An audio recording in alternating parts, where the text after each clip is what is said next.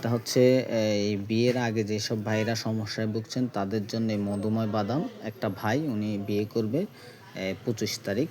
তো ভাইকে এই আমি সাজেস্ট করলাম যে ভাই আপনি ওই ওষুধগুলো এখন খাইয়েন না, আপনি আগে 2 চামচ সকালে 1 চামচ রাতে 1 চামচ মধুময় বাদামটা খান। আর হচ্ছে বাসর রাতের জন্য আমি ওনাকে গিফট করলাম 2টা সাফা আমবরি, 2টা স্টিমুলাফ, এটার ভিতরে দিছি 4টা ক্যাপসুল গিফট করছি। ওগুলো আপনি একটা ক্যাপসুল আপনি হচ্ছে বাসর রাত্রে খাবেন, হ্যাঁ? আর তারপরে কি অবস্থা আমাকে জানাবেন, হ্যাঁ? এই ওষুধগুলো আসলে আগে খাওয়া, অনেকে হালুয়া খায়, এটা খায়, ওইটা খায়, এগুলো আগে বিয়ের আগে খাওয়ার ওষুধ না কিন্তু, হ্যাঁ?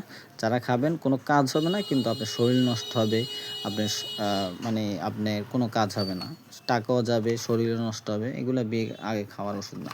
আর এই রোগের কিন্তু আসলে কোনো পার্মানেন্ট চিকিৎসা নেই আমার জানা মতে, ঠিক আছে? তো বিয়ের সময়, বিয়ের পরে খাবেন, মাঝে মাঝে খাবেন, প্রত্যেক দিন খাবেন না, গ্যাপ দিয়ে খাবেন। আশা করি ভালো আপনার ফিডব্যাক পাবেন।